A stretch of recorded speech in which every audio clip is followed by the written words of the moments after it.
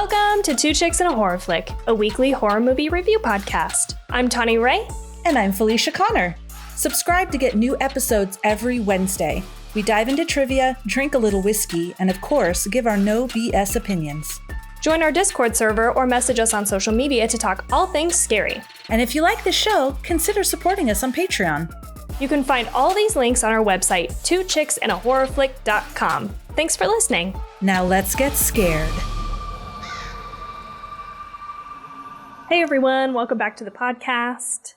Today we're going to be talking about Donnie Darko from 2001. But before we get into that, Felicia, what are you drinking? I am drinking a mango fizz stick, and I like to drink them in, I think I said this before, or maybe I didn't. I don't remember. I did. Okay. Yeah. I like to drink them in these beer cups. It looks like a blue moon. Some type of Hefeweizen, but it's not. Yeah. If there were ice cubes in there. Yeah. Oh, yeah, there's ice cubes. Yeah. Usually there's not. What are you drinking? I picked up some like non-alcohol beers at the store. And so this one is from Atmos Brewing, which I haven't tried, so I'm going to try it for the first time live. But it's called Alturas NA Golden.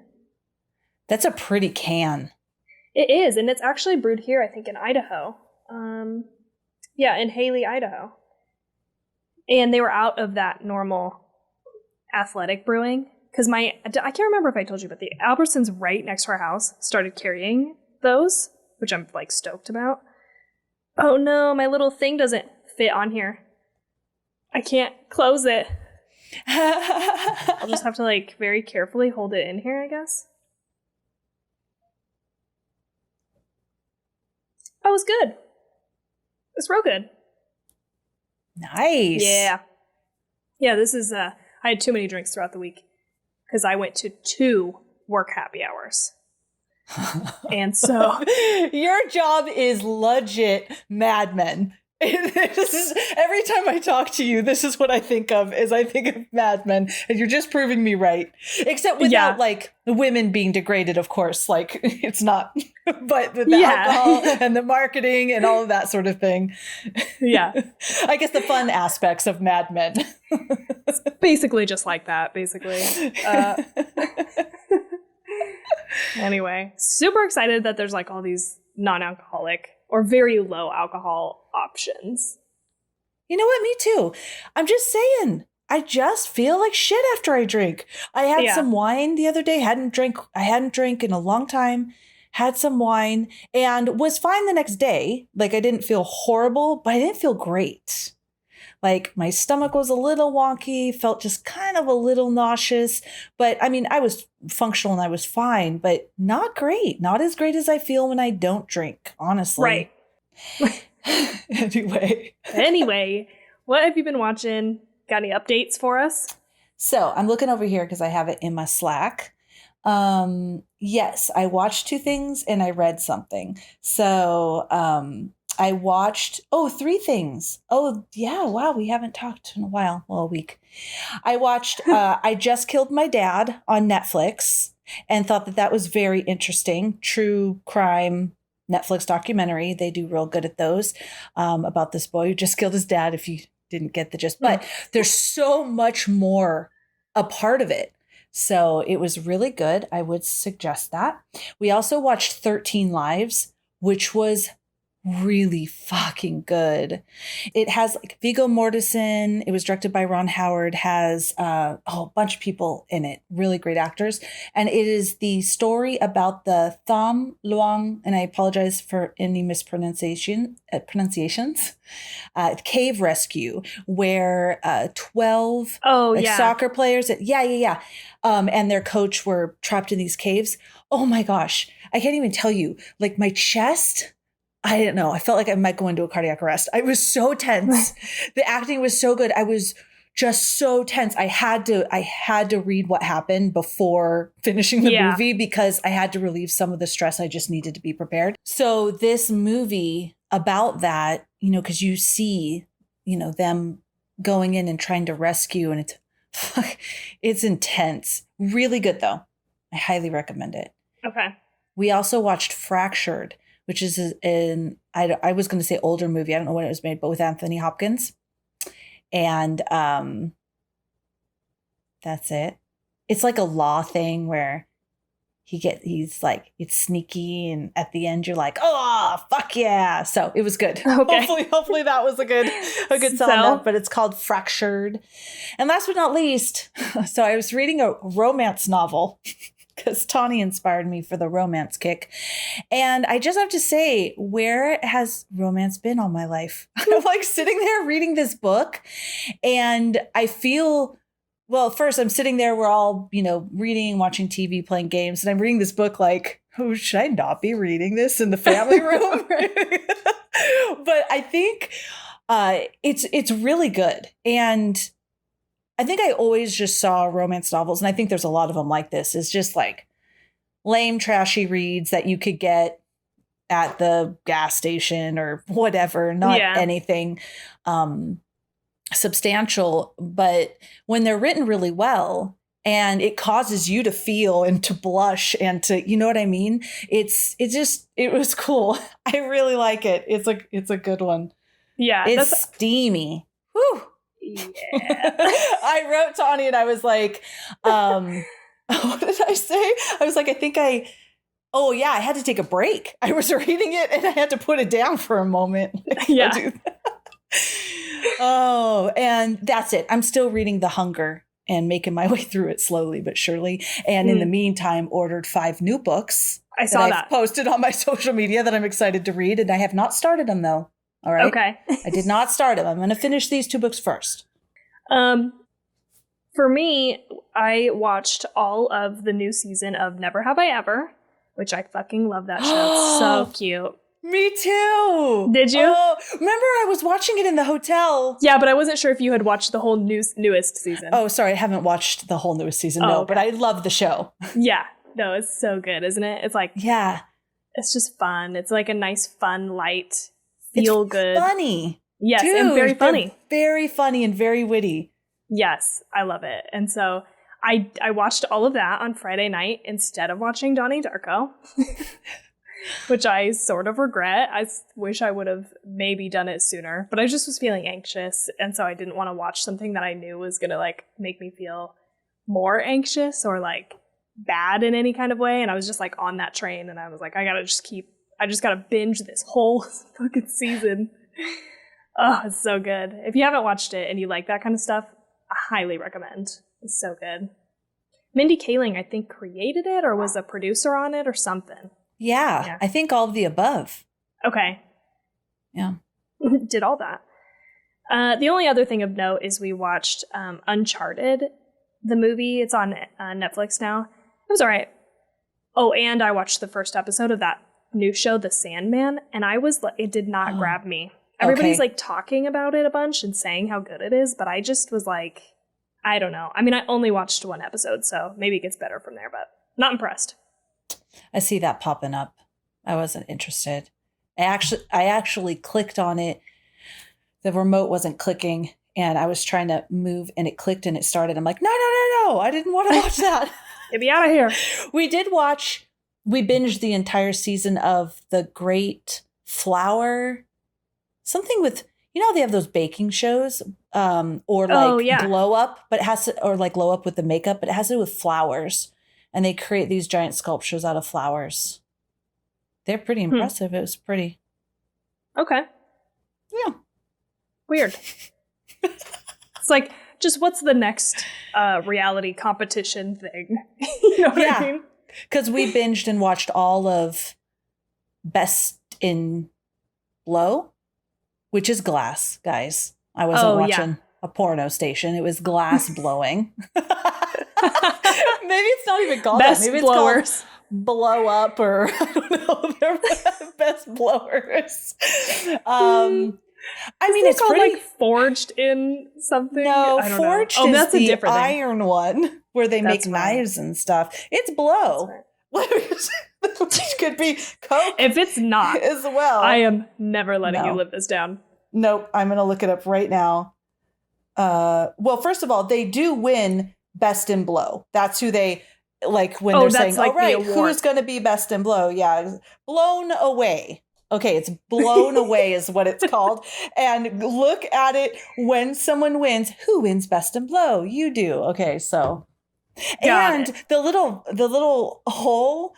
This is, now that I'm thinking about it, I know. the whole thing is pornographic. Where I know, they it's getting melt worse. all the glass is called the glory hole.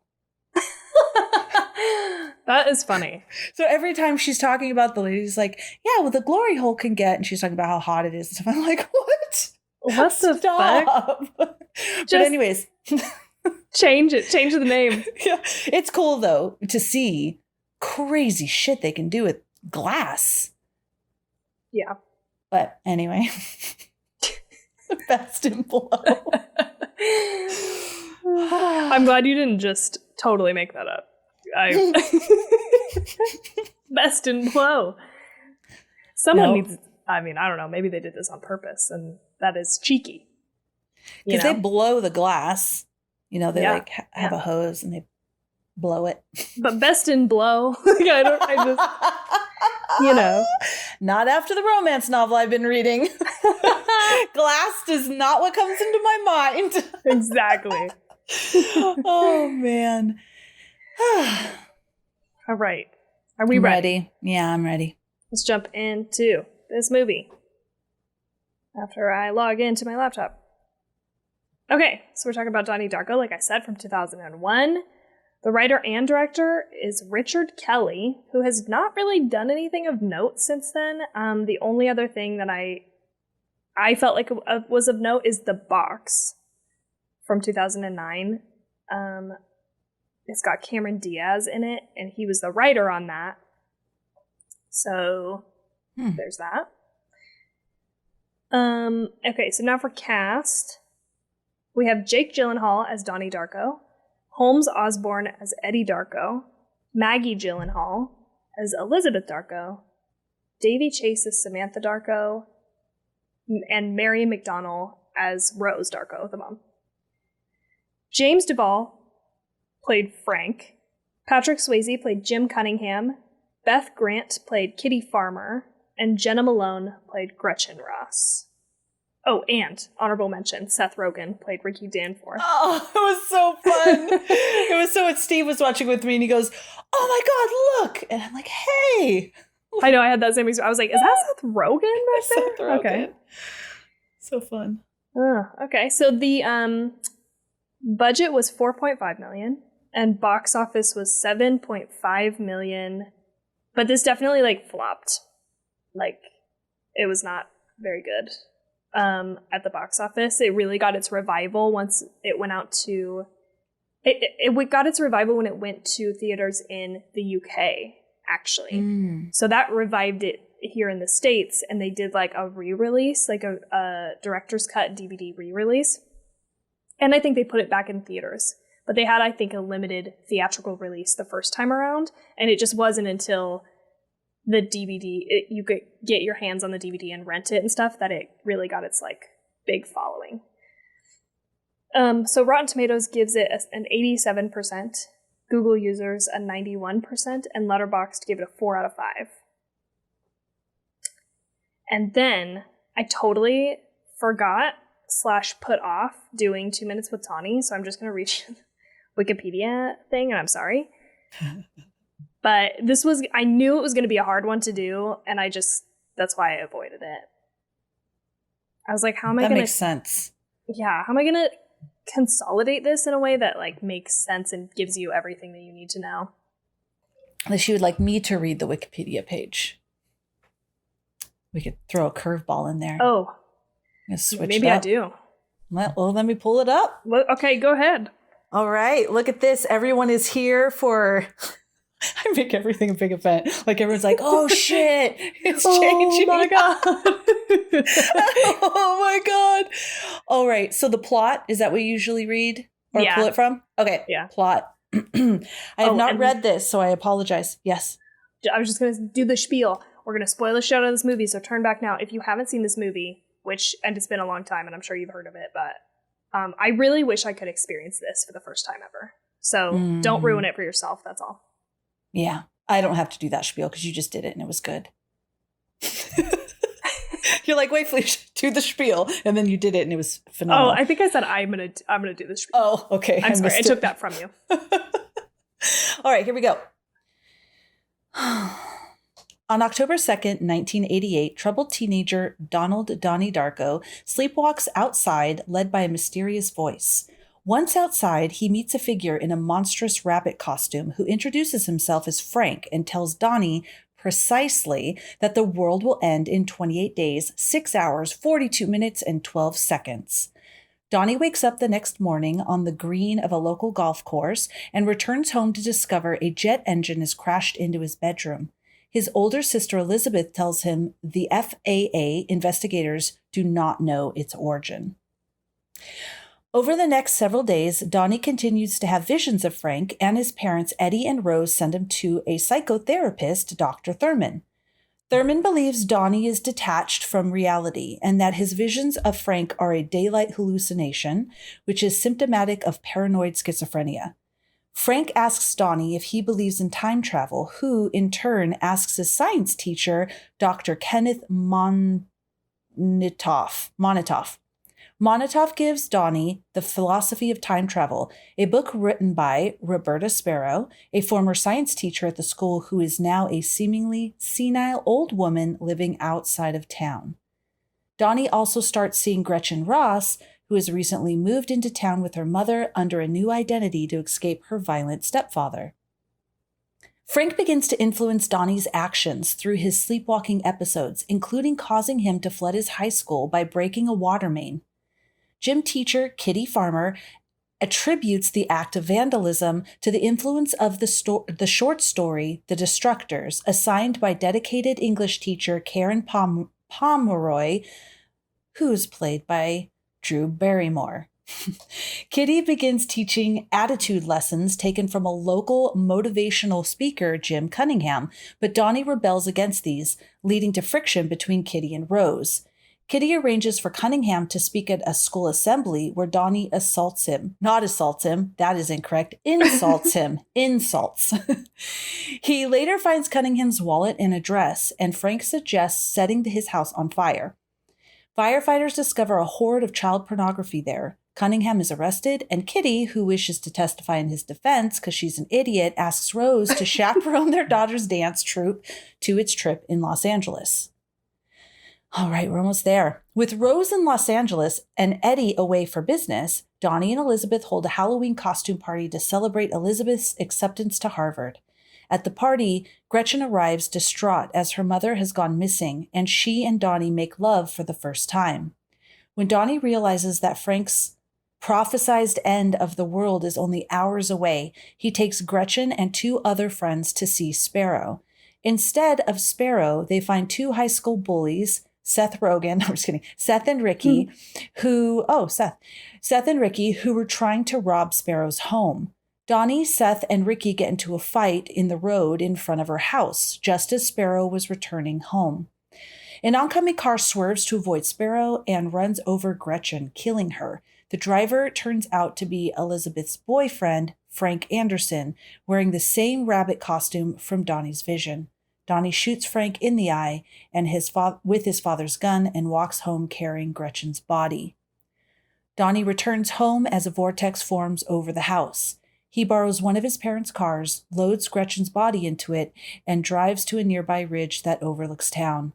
There he watches as the plane carrying Rose and the dance troupe home from Los Angeles gets caught in the vortex's wake, which violently rips one of its engines and sends it back in time. Events of the previous 28 days unwind. Donnie wakes up in his bedroom, recognizes the date is October 2nd, and laughs as the jet engine falls into his bedroom, crushing him. Around town, those whose lives Donnie would have touched wake up from the troubled dreams. Gretchen rides by Darko home the next morning and learns of Donnie's death. Gretchen and Rose exchange glances and wave as if they know each other, but cannot remember where. Nice. There we go. Thank you for doing that. You're very welcome. Talk a lot, so I appreciate you taking that one. That's totally fine. I can't believe I missed Drew Barrymore in the cast. Sorry. So when I said Drew Barrymore, I was like, did she say Drew Barrymore? And I didn't hear it. I remember it. Mm-mm. Anyway, okay. So Felicia, or no. Yeah, no. It's your turn to go first. This was your pick. Yeah, this is my pick. Yeah. How did you feel about this movie? Were you watching it? So I love this movie. I feel like it made more of an impact on me when I first saw it. Not that it didn't make it. I literally said to Steve, I feel like I understood it on a deeper level when I saw it first. I don't know if it was because where my headspace was. I was really into all of this kind of stuff with like a lot of the stuff that Donnie was into, actually, like time travel and space and dimensions and parallel universes and all of that kind of stuff. Not that I'm not now, but I mean, I was studying it back then. And I felt like this made such a big impact on me. And I was thinking back then, oh, this message was just fucking epic. I absolutely loved this movie so much. And I still do love it, but I feel like I'm missing pieces and that I don't fully understand it. So yeah, I didn't do any research. I really wanted to. I tried to convince Tawny a couple times. I'll do the research. I'll do the research. I was wondering if that's what that was. She was like, hey, but listen, if you're too busy, I can do it. I was like, I think I'm okay. She's How's like, today? okay, but you got busy, right? but I can do it if you want me to. Like, I think I got it, but so I'm really excited to hear, but that is my initial take. I still really like it. I feel like I loved it though. Like I was in love with it when I first saw it. Do you remember when you first saw it? Like, what was that experience? When was it released? 2001. 2001. I did not see it in the movie theater for sure. I rented it. And I don't remember exactly when I saw it, like which year. But I think I was at home and I rented it. How old do you think you were? Well, let's see. If it came out in 2001, then I was... This is probably easy math, but whatever. 2001. 24. Okay, that helps. I was 24, so I had my first baby when I was 24. So that puts everything into perspective. Okay, so I had just had my first baby, and back then, I was really in the throes of like depression, deep depression, and, wanting to be a better mom for my baby, but going also headed towards divorce. And yeah, maybe that's why psychologically I just really resonated with Donnie now that I think about it. Yeah, I mean, it is like, and I don't say this to be like demeaning in any sort of way. It is a very like angsty movie. Mm-hmm. And so I think you do kind of receive it better if you're like in that headspace. Not to say that you're like angsty for no reason, but like Jade summed it up perfectly in the way that by the time he watched it, he must have been a little bit older, because he said after I watched that movie, I said, that's something I would have loved if I had watched it when I was 17. Yes. Yeah. And so I think just any of that early, what am I trying to say? Adolescent? No. Is that the right word? Like early adults. You know what I'm trying to say. Like young adults? Late teens, young adults. Late teens, young adult. Yeah. That is why, that makes total sense. That's why it resonated with me so deeply, because I was like right there with him with depression and all of that angst. Yeah. And kind of being an outsider. Being an outsider, feeling like an outsider, being lost, feeling lost. Yeah, absolutely. And having all these people tell you things that you're like, I don't agree with this. Like that's definitely something that comes up often, is he's like fighting against this like status quo, basically. Right. Mm-hmm. Yeah, absolutely. What about you? How did you feel about this movie? I agree with what you said. I really enjoyed this movie. My experience of watching it was very different though the first time. The first time I watched it, so it came out, I was 9. And so I must have watched this when I was like 10 or 11. Like I was like way too young to watch this movie. And I think this is one that my grandparents, like, I think they rented it and watched it. And I don't know if I watched the entire movie. I only remember parts, you know? And so this movie fucked me up. Like, I was like scared of it, but from like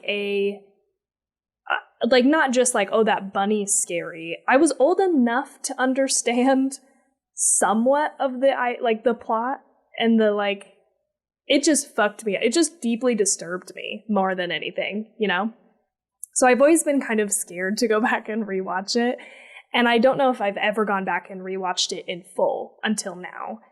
So I agree kind of in the way that I don't think I fully got the movie. You know, I wasn't old enough to understand what it was trying to tell me, but the experience of watching it pretty young, it scared me.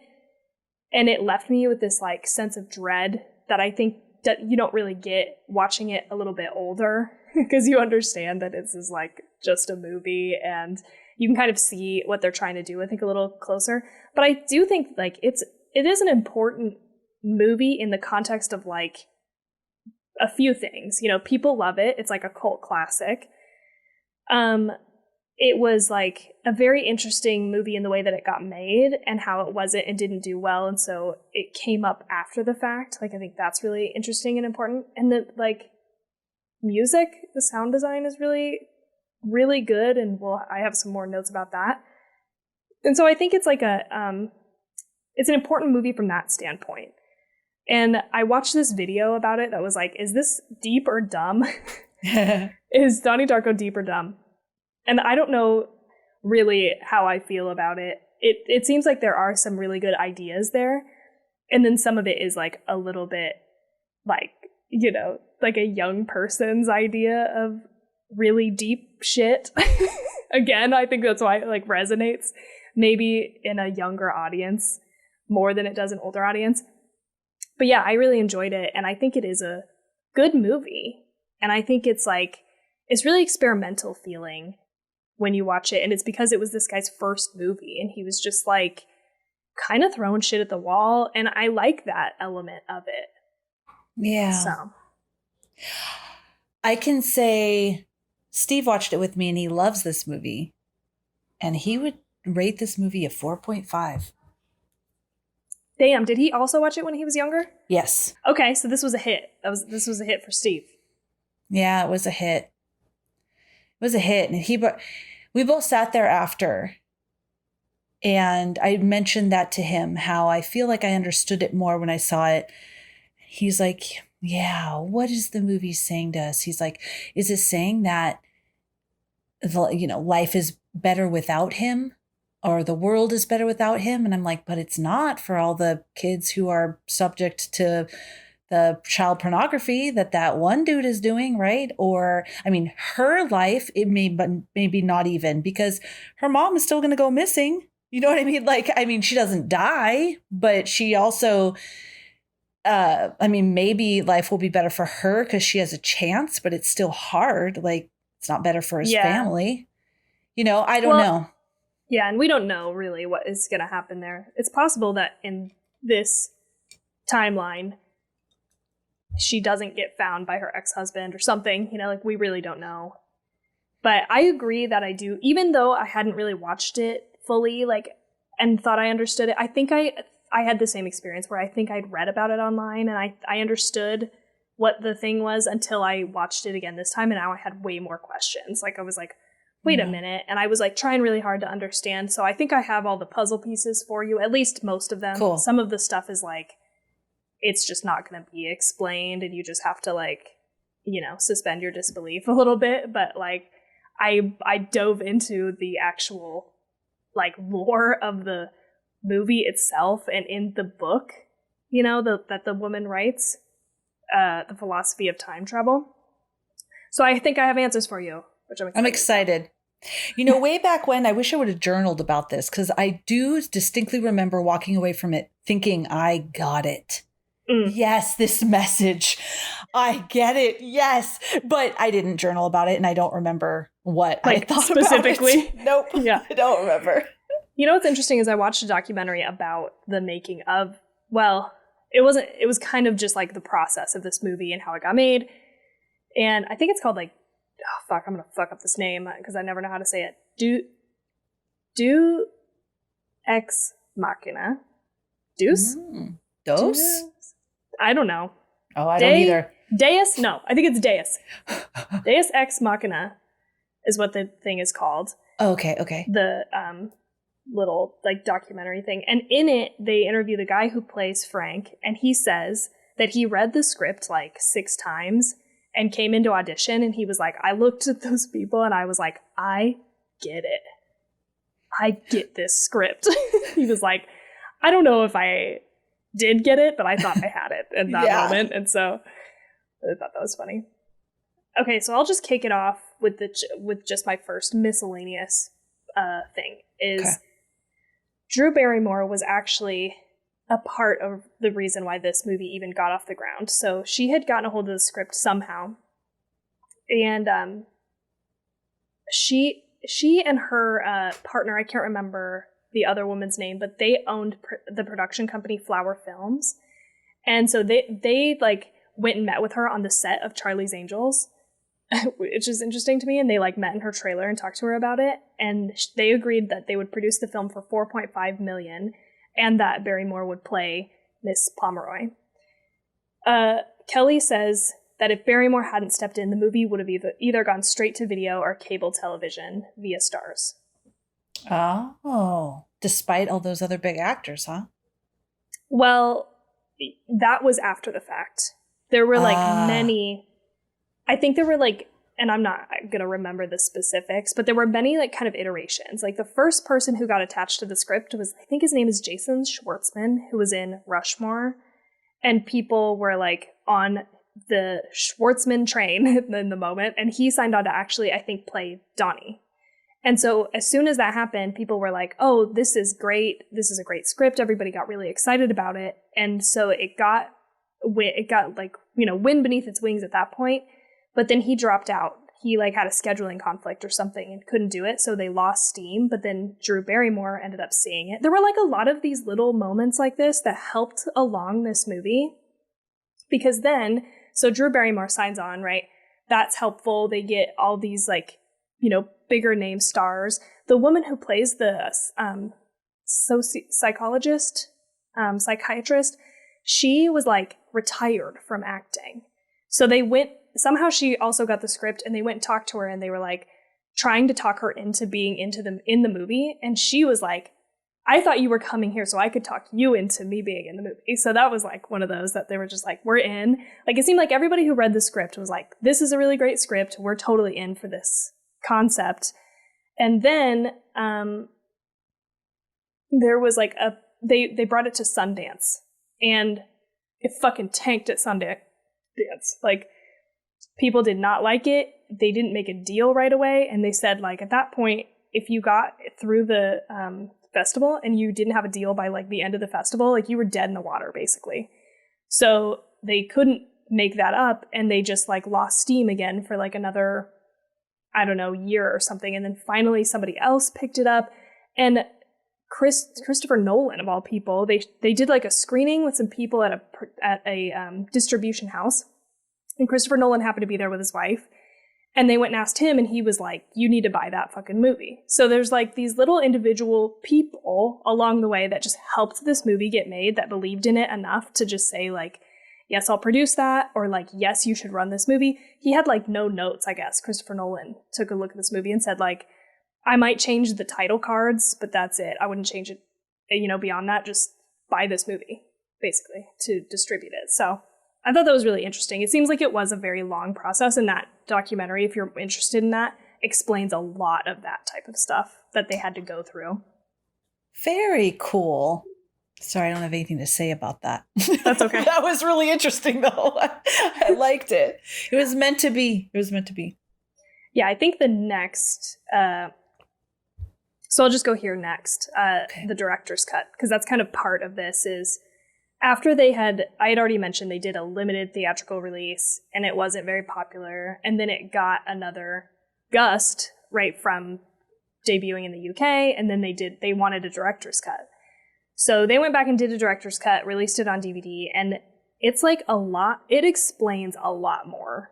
And so I can kind of go line by line of like, I just did like quick bullet points to give you more of the lore. And the actual director, what's his name? Richard Kelly. He says that he doesn't consider this really like the director's cut because it's not like he dislikes the theatrical cut.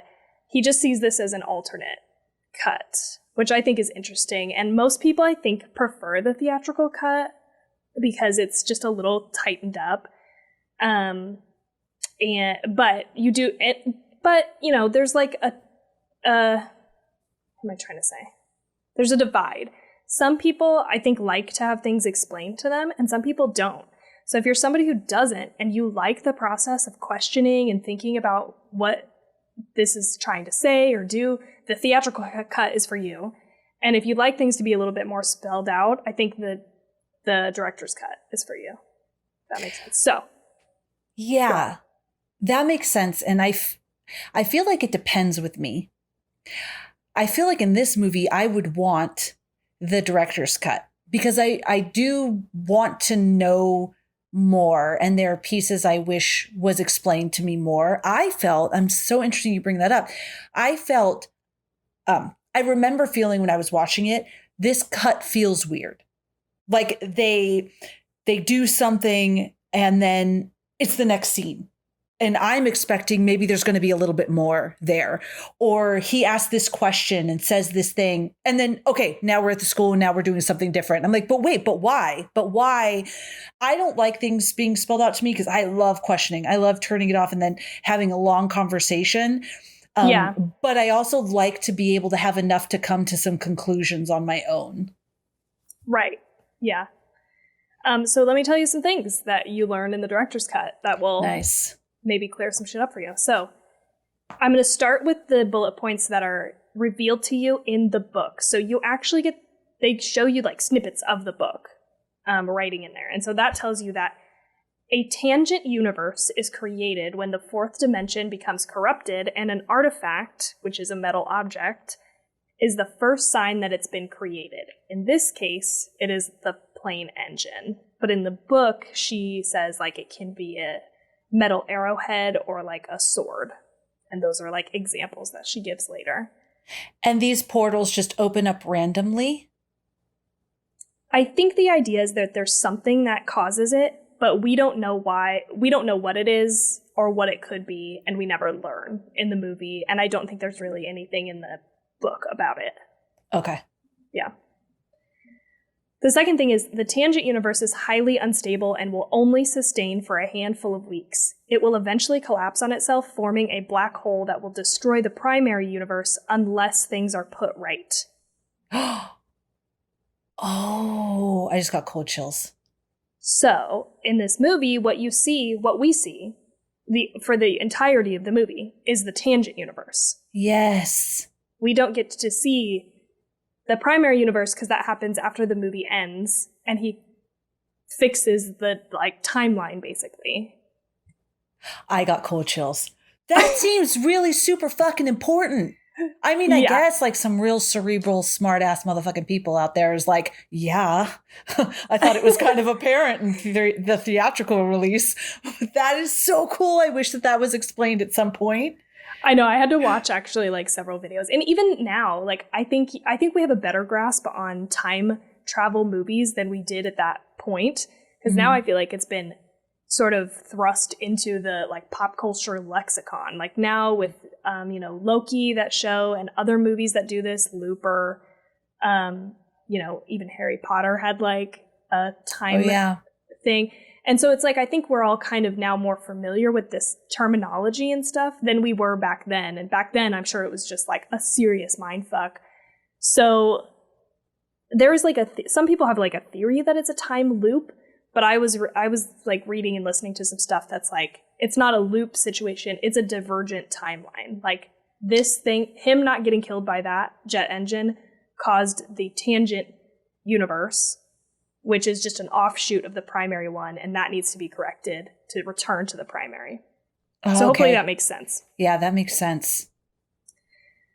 One of the other things is that water and metal are the two elements needed for time travel.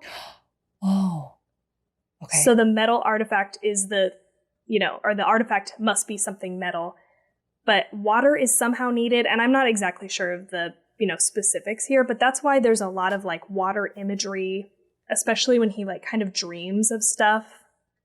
And that thing that comes from the people that guides them down the path that comes from their chest is very... It does look like water, yeah. Watery looking. It's like a conduit. Yeah. I didn't think about that. Yeah. Huh. So then in the event of a tangent universe, someone is chosen as the living receiver, is what it's called, to put things back into place by sending the artifact back to the primary universe. So that is, of course, Donnie. And there is the manipulated living and dead, is what they are called, that push the living receiver to fix things unknowingly. So these people are just like pawns in a grand scheme, basically. Like there's some higher power that's sort of moving these pieces around to have them affect Donnie to make that choice. So in this case, the manipulated dead is Frank. And the manipulated living is everybody else around him, who, you can kind of see step by step walk him to the point where he has to make this choice, right? So, and it also says in the book, this one I just copied and pasted directly from the book. It says, the manipulated dead will often set an insurance trap for the living receiver to ensure that the artifact is returned safely to the primary universe. If the insurance trap is successful, the living receiver is left with no choice but to use his fourth dimensional power to send the artifact back in time to the primary universe before the black hole collapses upon itself. How are you feeling? Okay. How's your brain? So I felt real good until that last piece. The last piece made me take pause. Why? Because I was trying to fully understand what you were saying. Oh, okay. Okay. Well, let me go beyond that. Okay. So in this case, right, Frank runs over Gretchen. Yes. Which is like the final piece of the thing, because that makes him shoot Forces Frank. Him. Go ahead. And now he doesn't want his girlfriend to be dead. I mean, I think, there's other things involved too. But in order to save her, he has to die himself. And which is the insurance trap that causes him to go back and save her and kill himself and set things right. Yes. And because he read this book, he put two and two together as far as the airplane and the jet engine, knowing what he needed to do. Needed to go back and needed to, because I felt like how the theatrical movie, I was wondering why he came with that conclusion that I just need to die and that I can go back in time. I know he was reading that book and he was making connections, but to me, it wasn't super clear on why that was what needed to happen. So. Yeah, this is something I think I'm a little not sure on either, because I've seen other people posit can't he just not be there? Why does he have to die? But I think that's the only difference in the timeline, is that he doesn't die. So therefore, it is logical that you would have to die in order to prevent this timeline, But doesn't Frank is the reason why he doesn't die? Because that's why he's out sleepwalking, remember? He calls him out, or a voice calls him out, and he goes out to the golf course. He writes that date, that all that's going to happen, the end of the world and all of that. So Frank not only causes, or something causes this fracture, but then also causes him to go back and fix the fracture. Yeah, I don't know about that. I don't know. I don't have an answer about that. Okay. I guess I just assumed that he was sleepwalking, not due to Frank in the beginning. And then he started to see Frank after diverging into the tangent universe. But I think you're right. It was the same night. It was the night that he's on the golf course that it crashes into the house, right? Yeah, and he says, that was specifically, Frank was like, follow me or come with me. The world will end. And yeah, I don't know. It's a good question. It's a weird thing. Interesting. I love stuff with parallel universes and things like, even like with things, geez, I'm having trouble. Things like the butterfly effect. Yeah. You know, and would you really go back in time? What would you change? Should you change anything? Horrific things have happened. But if you change one thing, then what happens? All of that type of stuff fascinates me. Me too. I love this. I love this conversation. Even though my brain is like really grasping and like working, I like that feeling of percolating in my brain. Yeah, I agree. And I think I agree that I like this kind of stuff too. So I'm poised to like this movie with like time loops and parallel universes. All that shit is like one of my favorite things to see in a movie. So yeah, I'm like, I can forgive some of the stuff, you know, like those like little things where you're like, I don't know, it doesn't make total sense, but like I'll just excuse that for the sake of this movie. Maybe you know what? Maybe the fracture had already happened and was underway, and when Frank called him out. Maybe. Yeah, it was because he had to be alive to set things right. I don't know. Yeah, because if that time portal maybe had already opened, so that's part of the fracture. And so that's when Frank had manifested, and then that whole fracture timeline went underway. Yeah. So maybe it wasn't actually just even the death. It was like right before that, and that's why Frank was there. That's what I'm going to assume. Yeah, but now that we're talking about this, I think, yeah. Okay, so one of the things that I came across in my research that I think might help make sense of this is someone said it's best to think of this tangent universe, again, not really like a loop, but it's like once he completes it, that tangent universe completely ceases to exist. Like it collapses in on itself, and it just, everything that happened in that universe and that timeline is totally wiped away. But the other question that I have is with the jet engine itself. The jet engine, if from the tangent universe, because it breaks off of the plane in the tangent timeline to land in the primary timeline, right? Yeah. And I have a note here that in the director's cut, they do note that there are 2 copies of the same engine in that universe. And that is, again, the artifact.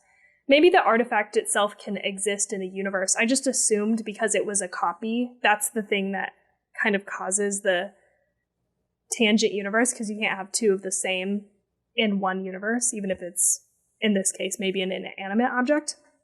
So maybe that is how you come to the conclusion of Donnie's death or life in that moment is the thing that triggers. Maybe it's not the metal thing itself, if that makes sense. Yeah, it does feel very much like a time loop as well, though, because that is the engine from his mother's plane. Yeah, but because that gets sent back to the primary, it, like I'm saying, it completely wipes away that tangent universe. Like, that is no longer a thing that exists. So it's not it's not the engine from her plane or the plane she was on, because that will never happen. Because that is gone. That tangent universe is gone. It is. It's almost like it breaks off and starts to travel through space-time, first. So that thing does exist, that engine, and then it lands on him. But then the tangent universe completely wipes away. So that's how it can exist, I think, and not affect them in another timeline, basically. Mm. So that's the thing it does get a little confusing, but I think, again, it is supposed to be that is an exact jet engine. It's just like an extra that just gets like thrown into this primary universe and crushes him. All right. So in the future, if they do go to California, they're going to have a smoother plane ride. Yes. Yeah, the primary exactly. timeline. Yeah, that won't happen again. And here's another thing about it. So the living receiver in the director's cut, it's explained that he has powers such as telekinesis, which is what he uses to break that jet engine off and move it through time space to land on himself. So there's that. Oh. And I don't know if you remember earlier when he goes to do the thing at the school to break the water pipes and stuff, he buries that hatchet in the top of that bronze statue. Yeah. And so that's an example of his super strength. Oh, yeah, that's true. I didn't even think about that, how hard that would be. Is there a moment when it's very obvious that he's using telekinesis to break the plane off the engine and I missed it? I don't think so. No. Okay. And I think even in the director's cut, I don't think we see anything about that. It's just explained that the living receiver has these powers. Okay. And so you just draw that conclusion. Okay. Basically. Okay. But I'm not sure. I haven't seen it. I haven't actually seen the director's cut. And then the last just like big thing that I think is interesting from this version of the movie is it is revealed that Donnie has been on placebos. So that fully answers that he's not experiencing these visions as a result of being on medication, which is interesting. Because I was like, is this like a mental illness thing? Because they talk about him being schizophrenic earlier in the movie. But wouldn't you see, isn't the point of the medication to help you not see those things? So if it was a mental illness thing and he was on a placebo, then he would be seeing those things. Yeah, I guess that's why I took this note. That second part was my own note. Like, because I think people take this and they say, oh, it's definitely not just that he has mental illness. But what I was thinking is like, you could still have schizophrenia if you were on placebos, you know? So it could still theoretically be him having visions as a result of having that. So I just put that note in there because I was thinking like, okay. Yeah, I mean, sometimes medication will fuck you up though. You know, sometimes medication like that doesn't do what it's intended to do. True. I just was thinking if you see things and they put you on medication is to hopefully you don't see those things anymore. So you absolutely would. If I was thinking of that movie, A Beautiful Mind, like when he stopped taking his medication and then just went off the rails. Interesting. Yeah, I think ultimately the point though here is that they're saying basically in the theatrical cut by saying that he's on placebos is that this is not him being mentally ill. This is a thing that is really happening, you know? Yeah. I'm sorry. I think I'm just that one. I get it that medication can fuck you up, but if you are mentally ill and you need medication to help control your visions and you're not taking your medication, I feel like it doesn't prove that it's not mental illness. I thought what was more compelling was that book. And so then how things started to come into real life as signs. So there was this book and it happens to be this woman and his teacher gives it to him, which starts to explain things. So in the beginning, you could think, oh yeah, this is maybe just mental illness. You're not sure. Is that where the movie's going with it? But then things started to line up and come together, which like would not happen if that's all it was a mental illness. I think that's why there's other like theories and stuff out there about like it all being a dream or like, you know, like him having a vision of his life before he died or like, you know, and I think none of those really hold up for those same reasons. Like there's, you know, it's an entire movie. There's all these clues kind of dedicated to it. And it's like, they are trying to point you in the direction of it being a real thing that's happening, you know? Yeah. And I totally got that feeling and would not like it as much if it was like, oh, it was just a dream. He dies really. Okay, thanks. Thanks for taking me on that ride. That was exciting. Could you have more on the path that comes out of the chest? That I do not have any extra information on. because he was talking a lot about we all have this path, and if we follow the path, and I was curious a little bit more about that and how the path brought him when he was in the house, brought him all the way around and then right back into her, and like he was at her stomach, remember? Yeah.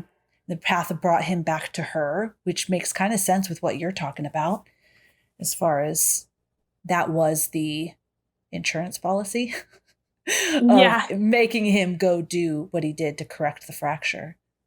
So, Yeah. It's a lot. It's a lot of information. But I do feel like all of that helps. How about the girl that was in love with Donnie, but she was bullied? Anything like about it's just that life? And just go ahead. Sorry. Yeah, no, that I don't have anything else about either. But I wondered about this too. And one of the things that I personally got from this movie that I don't really know if they were like going for. I don't know if it's just a result of this being this guy's first kind of movie and screenplay. Because there is kind of all this like extraneous stuff happening that is like kind of just loosely tied to Donnie. And this is one of those things. And it feels like it doesn't really matter. But what I like got from it this viewing is that like everything is connected in a way. And like just the fabric of life is sort of like woven, like all of us and our stories and our lives are like woven together. So we're looking at this like little microcosm of this neighborhood basically, right? All these people who know each other just based on living around each other. And so it's, I don't know, like I didn't find anything actually, and nobody was talking about that in the videos and podcasts and stuff that I listened to, but that was like something that I walked away feeling like, and that like, you know, the really long shots of like going through the school and people just walking around and interacting, that's like what I got from that. But that's just my personal thing. Yeah, I felt like there were important things going on. I like that take about how we're all connected and these other messages. So for example, not, idolizing people, like that one man that Kitty idolized turns out to be, a child pornographer and then, or into child pornography and selling it and all of that. And then she is so identified with, or she is so attached to her identity and what she's putting out in the world and who she feels she is, the best mother, the best this, the best that she's got it all figured out, to the point where she's now going to go testify on his behalf. She doesn't even fucking know this guy. He makes VHS tapes that are ridiculous, and she's bought into his message, and now she's willing to put herself out there and in his defense when they found the child pornography in his house. And she's just so invested in this identity that she's created about herself that she's not willing to back down, and not even willing to go to Rose and apologize for calling her a bad mom when obviously she's making tons of bad decisions. And just like all of these really important stories, or that girl that's being bullied and how she is secretly in love with him and like how he grabbed her, is like, it will get better. There seems like all of these important stories but they're just there. They exist there. Yeah, and they're just like, they're just kind of touching Donnie and like, they're circling this like bigger plot, which normally I don't like. Normally I'm like, oh, cut it. Get the fat out of you. Just cut the fat so we can like be into the actual, core of this movie. But I really think it works here. Like, I really don't dislike it. And I think that's why, is because it feels like at the very end, especially with that last montage where they show all of them, including her, Sharita, like, that everybody is connected and affected by this like one person or this one event, because I don't know. Yeah.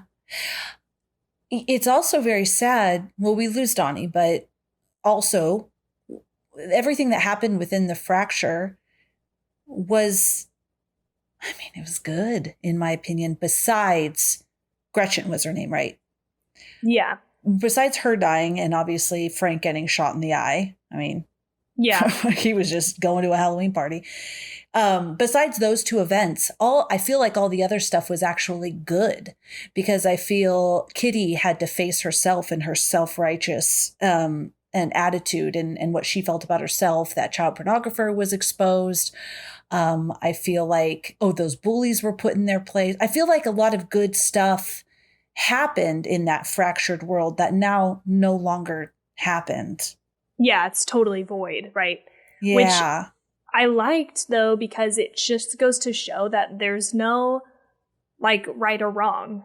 You know, there's no right or wrong choice. It wasn't like as a result of this fracture, everything was bad. Because there was good that came out of that. Him getting that guy busted, right, is the biggest one. So when we come back to the primary universe and we realize, that guy is not busted, he's going to continue to do this probably until he's caught or something else happens, that's a major bummer. And Donnie has to die.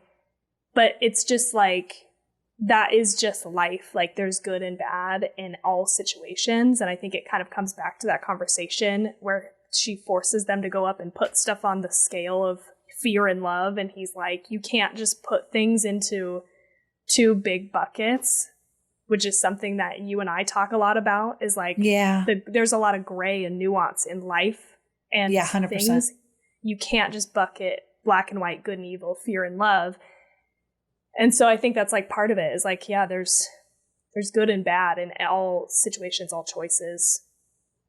I feel like the fractured universe gave you like a glimpse under the covers, right? So you have this surface level of everybody going about their business. And then we got to peek, behind closed doors, right? Yeah. And see really what's going on there.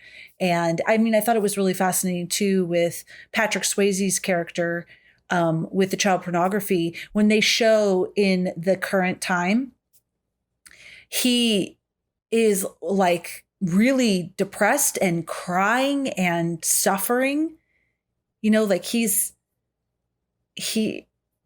remember that about this too. Yeah, he was like, not like, woo, I'm rich, my child porn's tucked away, like he seems like he's extremely suffering as well.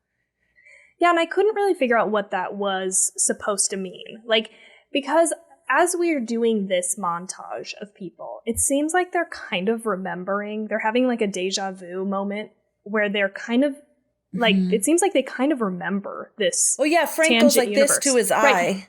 He touches his eye.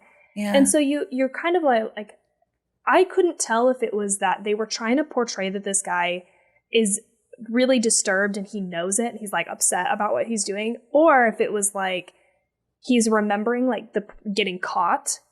And that is what's like upsetting. I don't know. And I don't know what they were going for. Maybe like a sense memory. They all seem to have these sense memories, but they didn't know why, including Gretchen when she was staring at her mom and the mom was staring at her and then they kind of waved at each other. It's like they had these sense memories, but no actual connection. No, memory to say, oh, wait a second. I remember this happened. Yeah. Like deja vu where you're like, this feels familiar, but I can't place it. Yeah, and the emotions were real and raw. Like the emotions were, but not the actual memory of why I'm having these emotions. Yeah. So was the letter that Sparrow was waiting for the one that Donnie wrote her? I don't know. I didn't find anything about that. I would assume so.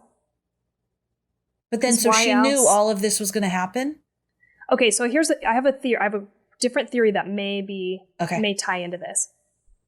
I found this list of crazy theories on like screenrant.com or something, and I only pulled the ones that I thought were either the craziest or the most like interesting or compelling. There's like a lot more that I didn't include, but one of them is that Grandma Death was a living receiver too.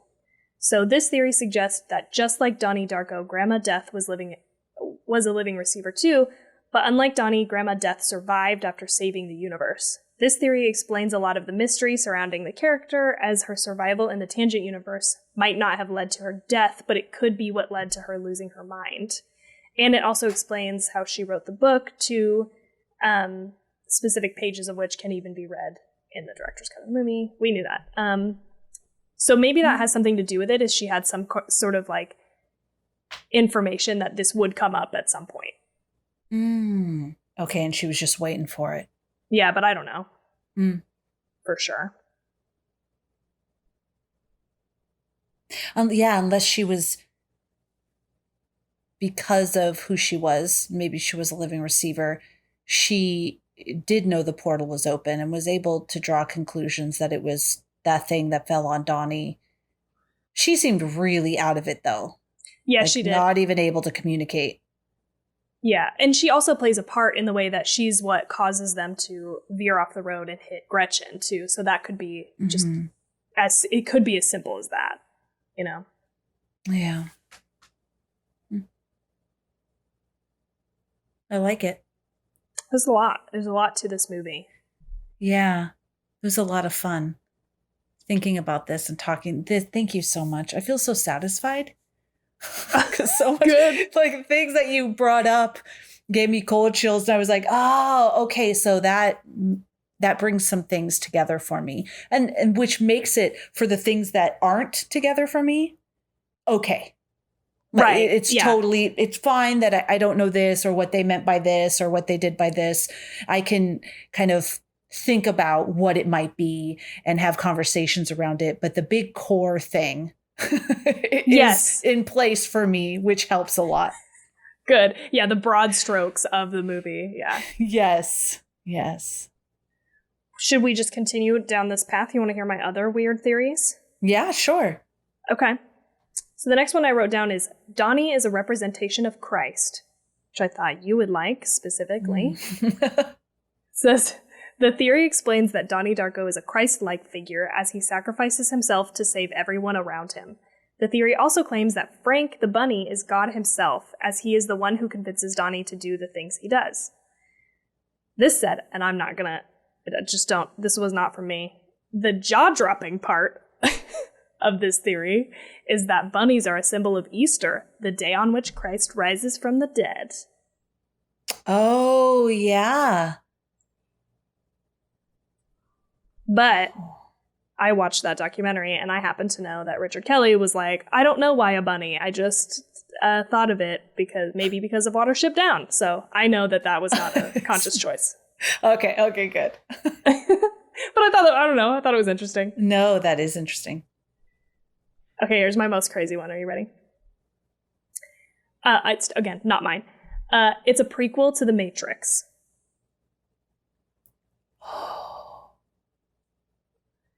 Okay, so it says this Redditor. Oh my God.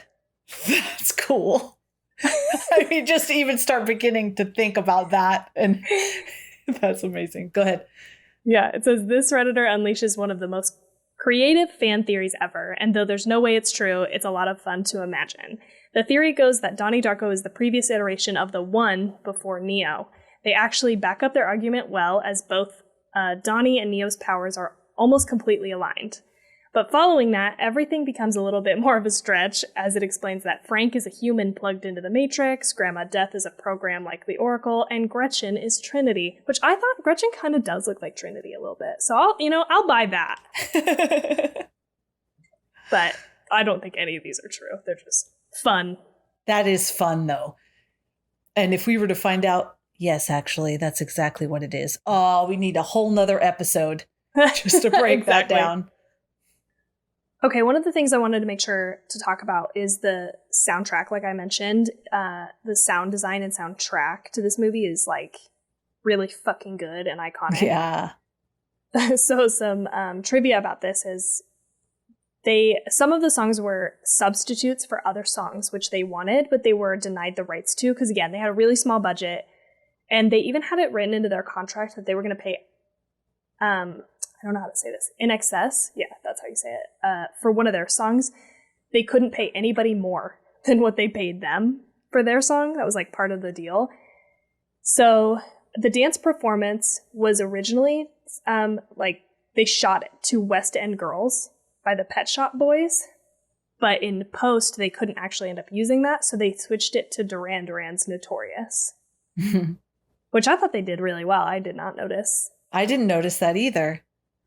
Something, though, about that I thought was interesting is how Kitty got that teacher fired for the book and talking about lustful stuff. And then she has these little kids wiggling their butts and gyrating and stuff in their little dance. I thought that was very interesting.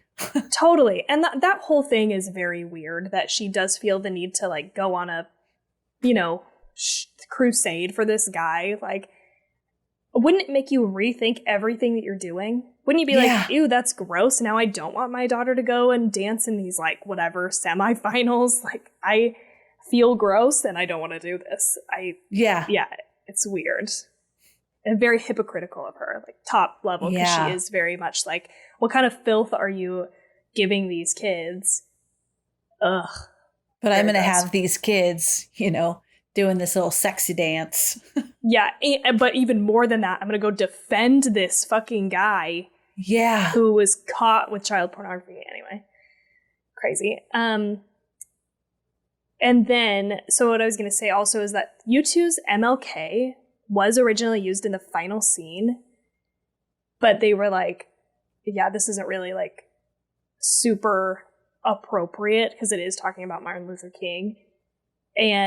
But they ended up substituting it with the Gary Jules cover of the Tears for Fears song, Mad World, instead. So that is actually how this song came into being, which I did not know.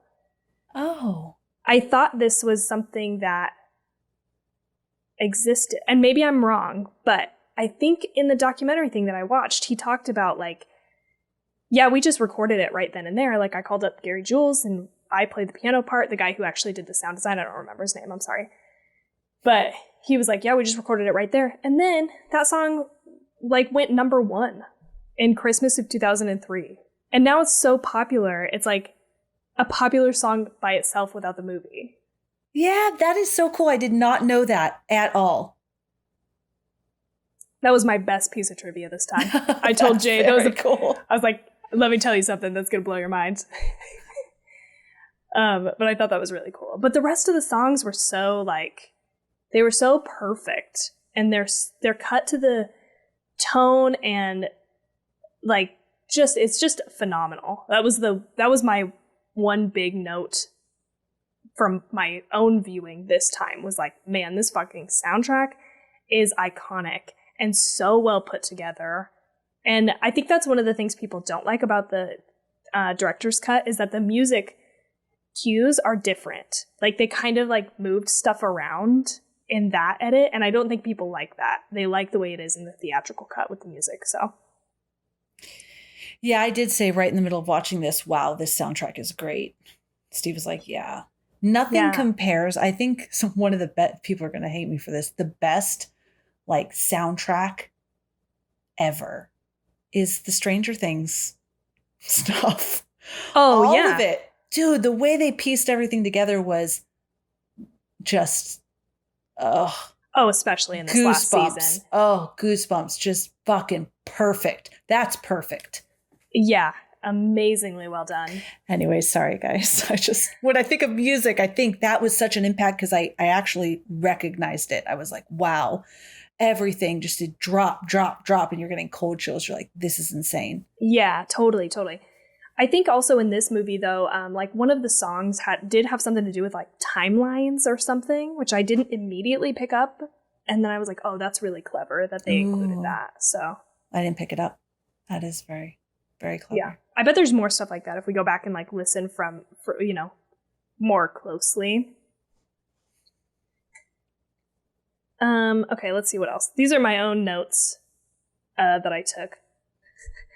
I absolutely love the stupid fucking video from that guy. It's like it's like one of my favorite parts. I don't know. It's just the perfect like weird parody thing. It cracks me up. And they like do these like dumb fucking like whip zooms into the kid's face or whatever. He's like, I'm not afraid anymore. And like the boom mic like drops into frame. Like all of that was just fucking gold. And the music too. The same guy who did the music for the movie did the music for that like little mini video. And he was like talking about that and how he wanted it to be very like super like just dumb. Like you just know this is like so over the top. And I loved that. I would say that's the best part of that documentary thing I watched, is the guy talking about the sound. Everything else was not that interesting to me, to be honest. Like, there were like little nuggets here and there that were cool, but this part of this documentary was like so worth watching, because he also talked about how the rest of the score that he did just like on the piano, like not the songs themselves, you know, but what he actually wrote. He was like, this movie has it's this like, it's at its core, it's a love story. And it's that like very not complicated, simple, like love. It's not the complicated adult love that happens. So he's like, it's kind of when you feel like you're like holding your breath. And so he's like, that's why a lot of the notes, like I hold them up, and he says he like holds them like you're holding your breath, and they like don't come down. He was like, I didn't feel the need to like fill it in with a bunch of notes, because that was like the vibe of the movie. I thought that was really fucking interesting. Yeah, it makes me want to go back and watch it again just to listen for that. Yeah. Yeah, they played some examples, and I was like, oh, I totally see that. This guy, it seems like a fucking musical genius. I wonder what else he's done. I'm going to look him up. I'm going to look him up right now. Hang on. Okay, so this guy's name is Michael Andrews, and is also known as Elgin Park. And he's an American instrumental musician, producer, and film score composer. He is best known for this cover version of Mad World, which he recorded with Gary Jules for the Donnie Darko soundtrack. So that's like mostly what he's known for. But it looks like he's also done like Walk Hard, Funny People, Bridesmaids, a handful of other, The Heat, Daddy's Home, and Daddy's Home 2. Love those movies, personally. Yeah, interesting. I thought, and Always Be My Maybe, that Netflix movie with Ali Wong. Love that movie. But I thought he would be on more stuff that, I don't know, would be recognizable. But anyways, side note, this guy knows what he's fucking doing, though, for sure. Something else that I thought was weird is just this scene with Drew Barrymore where she's like, sit next to the boy that you think is the cutest. Was this not like the most bizarre teacher thing to do? I said, that sucks. Like, as a teacher, you should be creating the safest environment. And here you're a brand new student in front of everybody, because class has already started. Everyone's looking at you. And she says that. Oh my God. I would die.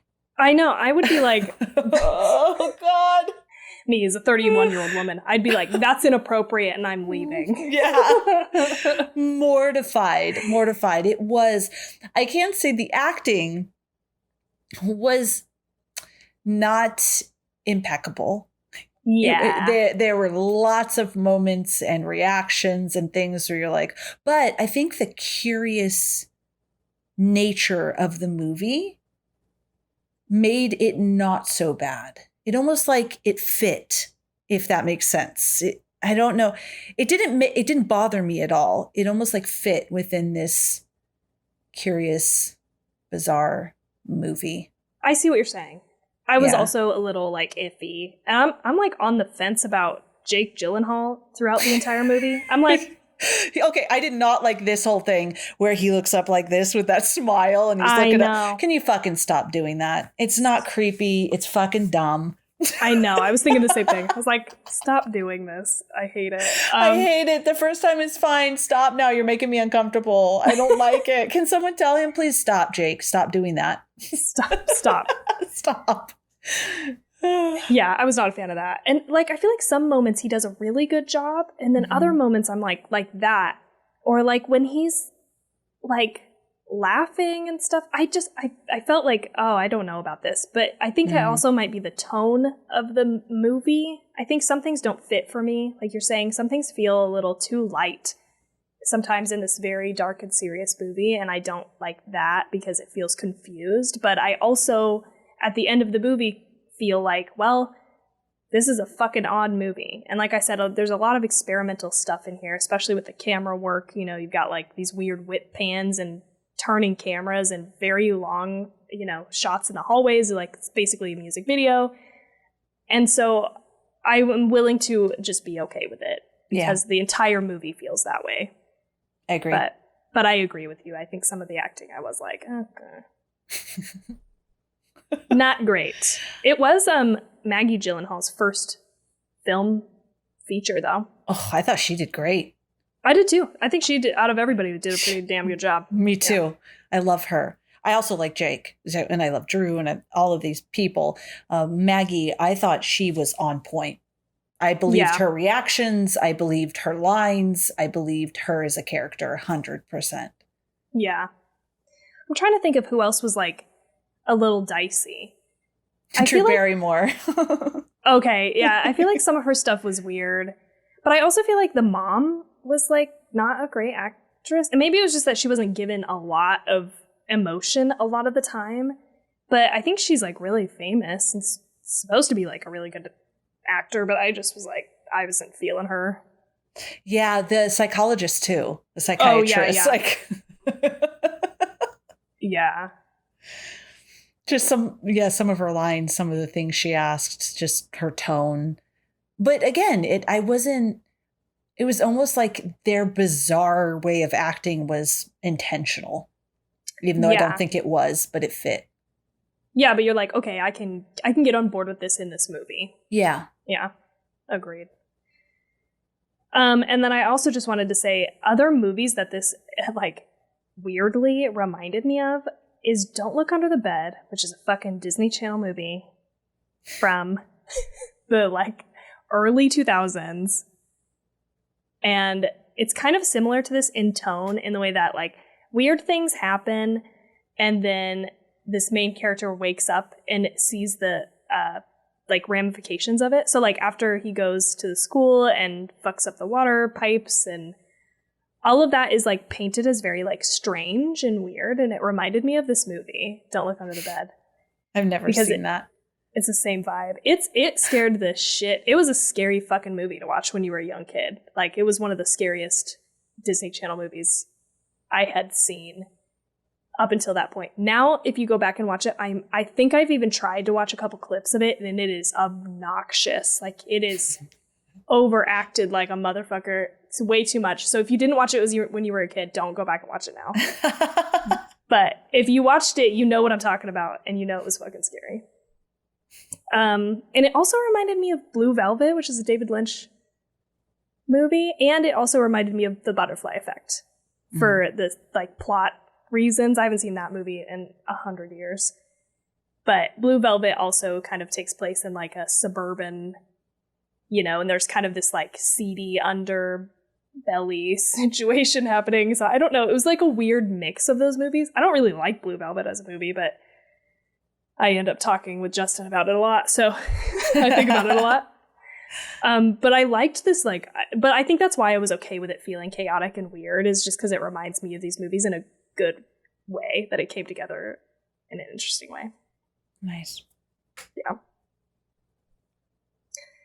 And the last thing I have for just like research notes, I listened to this YouTube episode from Film Comics Explained. This is kind of random, and we didn't really get into like this conversation as a theme really, but he says that throughout the movie, Donnie is trapped between understanding and accepting. And the question is basically, can you accept without knowing? And I think this applies to a lot of things, but people talk about faith, right, and religion, and just like, you have no proof, but can you just accept that without seeing any proof of it? And I thought that related back to the conversation with the psychiatrist where he says, like, I don't even debate it anymore. He's talking about being alone and if that scares him. Yeah. But I felt like this was like a bigger comment on like your purpose in life and why we're here and all of that. It just was like, if you can't get an answer, what is the point of even thinking about it? You just have to like live your life and move on. So I thought that was kind of just an interesting sum up of that. Yeah, that is very interesting. I'm trying to remember. It feels like it's ringing a bell that don't they talk about this in some way, about believing in something you can't see somewhere? I feel like this is a conversation that happens in the movie, but maybe I'm wrong. I can't remember other than that, but it sounds also familiar to me. Yeah. but I can't pinpoint it. Yeah. There's like all these little nuggets that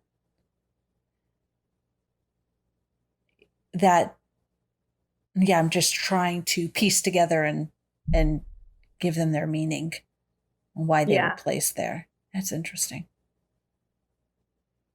Yeah. Yeah, there's a lot of I just like did a quick little list of themes too earlier where I was like, I mean, yeah, we're never going to be able to get into like all of them, but it's like obviously free will and determinism. Mm-hmm. There's also this like whole conversation about upper class angst. That free will, that was a conversation that they had about when he was talking to the science teacher. And he was saying something about, well, then, no, that couldn't be it because then that would mean that you had free will or something. They had a conversation around that. Yeah. If you could see your path, you could then change it. And that would mean that you have free will. And he was like, not if you were doing exactly what somebody wanted, like a higher power wanted you to do, which is ultimately what ends up happening to him, right? Yep. He is doing what needs to be done, you know?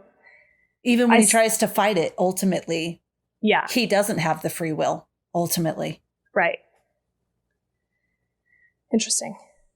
The other things that I wrote down was upper class angst. I watched this whole video, and again, we'll post all these like links in the Discord in case you want to do deeper dive into this movie.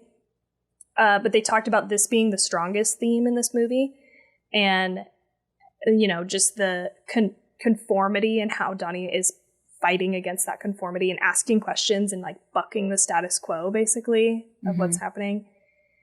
And then also hypocritic. Hypocrisy? Hypocrisy. Thank you. Yeah. With the, you know, the woman fighting for that guy who was found with child pornography, and also issues with binary thinking. I think there's probably a lot more themes, but those were just like the main ones that I identified and wrote down. And I'm sure there's like endless conversations about those different themes in this movie. Yeah.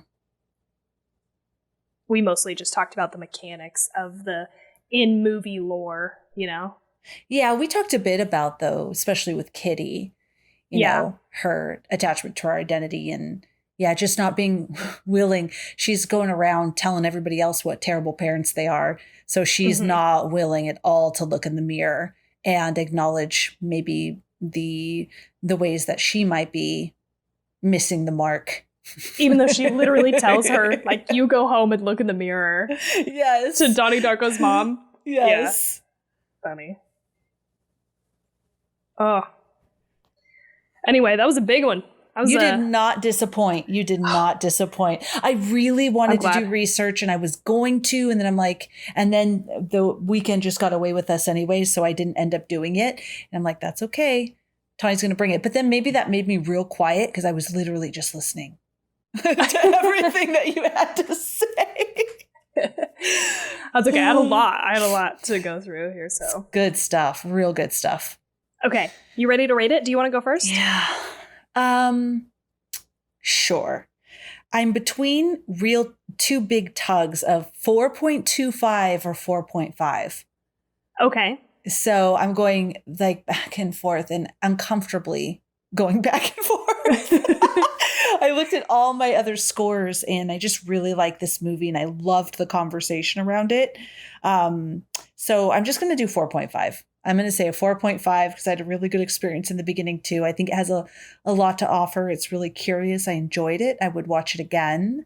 I even want to read that book. I want to, just learn more. I like the content and the themes.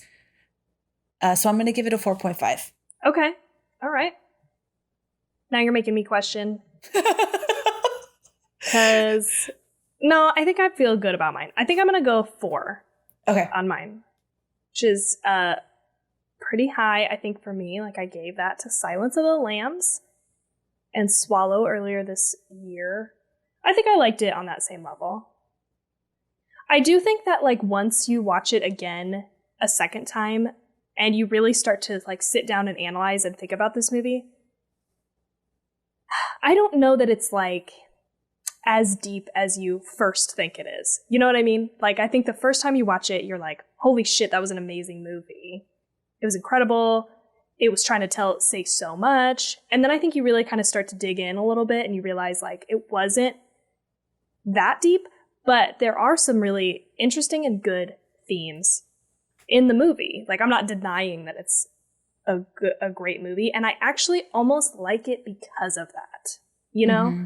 Like, I kind of like that it feels like it was this person's first go at a movie, and there is kind of this extraneous information and plots and people.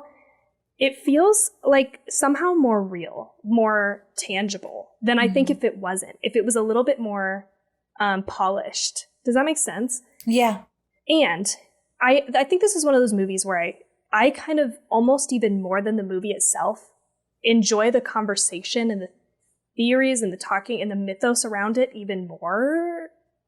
I like the movie itself, but I kind of like everything surrounding the movie even more. We didn't even get into this, but they also did like guerrilla marketing tactics where they had like a great website that you could go to and find like Easter eggs and weird stuff. I couldn't find it anymore. I don't think it exists. But I think this is one of those, you know, that I just appreciate everything around the movie almost a little bit more than I do the movie itself. So I think 4 is a good score for me. I loved it. Nice. I loved it too. I think there is still a little bit of that nostalgia for me too, deep in my cells that I was bringing to it and still remember. And so I feel good. I think I agree too. Yeah. Too. I feel that nostalgia, even though I watched it real young. I'm like, I mean, maybe that makes it stronger. You were like a TT's age. Yeah. Maybe I should have her watch it. She might have. I'm just kidding. I can't believe it. The bunny mask for sure scarred me. Like, I was definitely scared of that. And then he takes it off and there's like somebody with, you know, a wound in their eye. And that was even scarier. And it just was like, that was one of those questionable. Why did you guys do that to me? I think are deep elements and there's deepness in thoughtfulness within the themes. Right. And figuring out what's going on. And I love also the touch on mental illness and is it just in his mind or is it real? He probably questions it too for a little bit in the beginning, but then is like, nah, I'm just going with it. I'm just going to go with it. Awesome. That was a fun conversation. Thank you so much for that. I will talk more next time, but I was enjoying your lecture on everything that's going on with this. That was 2 hours with Tawny. 2 hours with Tawny. I was hungry for it. Donnie Darko. Well, if you like us and would like to follow us, you can find us at 2 Chicks and a Horror Flick or 2chicksandhorrorflick.com. Both Instagram and our website will link you to all the other places so you can find us on your favorite social media platform. You can also join our free horror Discord community where we chat with fellow horror-loving folks. You can also buy merch. It's real sick, real cool stuff there. And what else, Tawny? If you want to support the show, you can give us a like, review, and subscribe on whatever podcatcher you're listening to us on. And we don't know what we're doing next week is a patron pick, yeah? Yep, we don't know. But that's another thing, the patron, if you want to support the show. Yes. Get up on in there. We don't know. So we're excited, just like you are. It'll be a toss-up. No theme this month, so just whatever people want to throw in. And as a reminder, the way that works is we post it on Instagram and we get everybody's input, and then we take those options and we break them down to 5 if there's more than that, and then we let our Patreon members vote on the movie that we watch and talk about. So get in there and throw in your ideas because our Patreon members also throw in their ideas. So. Yes, yeah. They get to double dip kind of. So get in there and vote. We can't wait to see what you bring us. Yeah. But that was it. So we will see you next week and we hope you have such a good night. No nightmares.